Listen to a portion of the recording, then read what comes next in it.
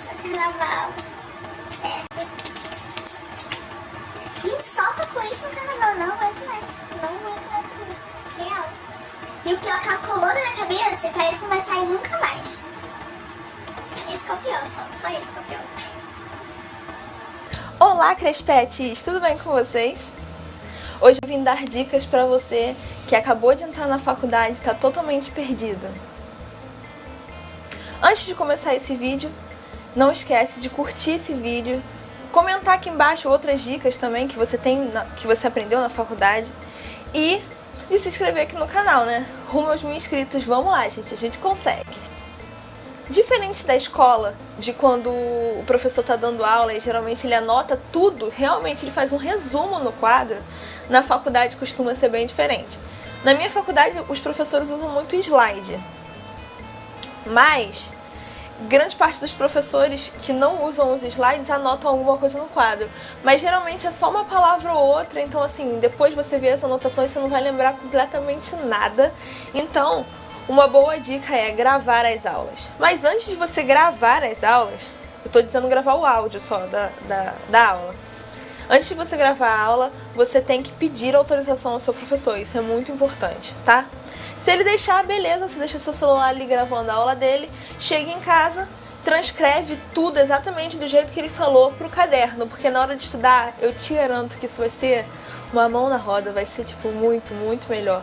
E geralmente os professores não cobram muitas coisas que estão nos slides, eles cobram mais as coisas que eles falaram, os exemplos que eles deram.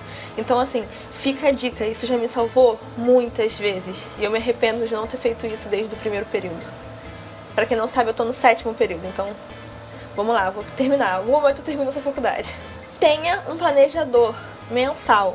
Pode ser um planner, pode ser um bujo, que eu já ensinei a fazer aqui. Inclusive ensinei a fazer um bujo que é totalmente impresso, então dá uma olhadinha aqui no canal que tá valendo a pena. Eu vou mostrar pra vocês o meu planejador mensal.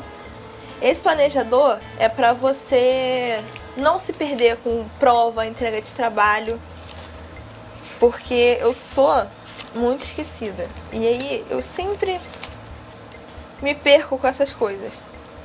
Vou mostrar aqui. Por exemplo, aqui o de março. Tá vendo?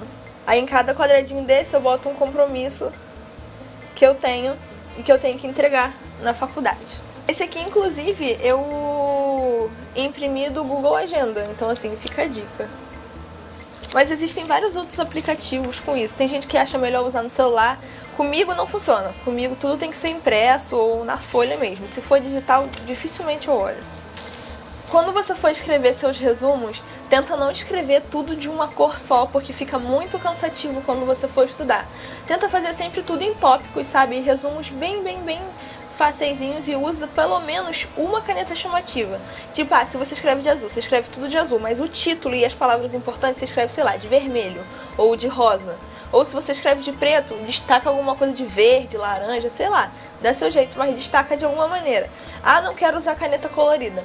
Então você usa um marca-texto. Usa um marca-texto amarelo, que é o mais convencional, ou qualquer cor que você queira, para destacar as partes importantes. Porque depois que você lê o conteúdo e você vê só aquelas partes que estão marcadas, fica mais fácil de você lembrar do conteúdo, sem ter que ficar lendo o resumo inteiro, tá? Faça uma lista de matérias que o professor deu. Por exemplo, se eu chego hoje na aula de matemática e aí hoje ele tá dando trigonometria, eu chego no meu caderno, eu colo um post-it em cima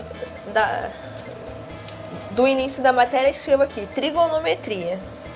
Aí no outro dia ele dá, sei lá, divisão. Aí embaixo eu boto trigonometria, embaixo eu coloco divisão, tá? E aí quando chegar perto da prova, você já tem listado um por um as matérias que o professor deu. Então assim, fica muito mais fácil até de você pesquisar no YouTube algum tipo de aula, ou de repente contratar um professor particular para ele se guiar. E para te guiar também na hora de estudar. Ande sempre com uma pasta. Que tipo de pasta? Depende muito da faculdade. Por exemplo, eu faço ciências biológicas. Então, na minha faculdade, tem muita xerox, muita coisa pra ler. Então, assim, tem artigo científico, tem coisa de livro que eles pedem pra gente tirar xerox, então, assim, tem muita coisa. Então, a minha pasta geralmente é aquelas grossonas, assim, que eu coloco todo o conteúdo do semestre.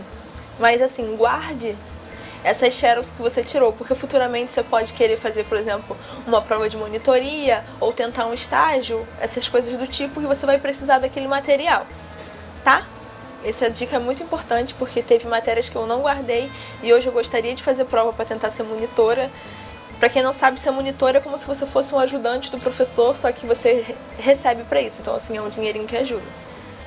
Muito importante você ter uma lista, uma to-do list com seus horários. Por exemplo, se você tudo com horário. Se você sabe que, por exemplo, na segunda-feira, de meio-dia às 4 horas da tarde, você está na sala de aula, você não vai marcar nada naquele horário, mas se o professor mandou você fazer um trabalho, aí é em grupo, para entregar naquele dia, você pode marcar no horário antes de meio-dia e no horário depois das 4.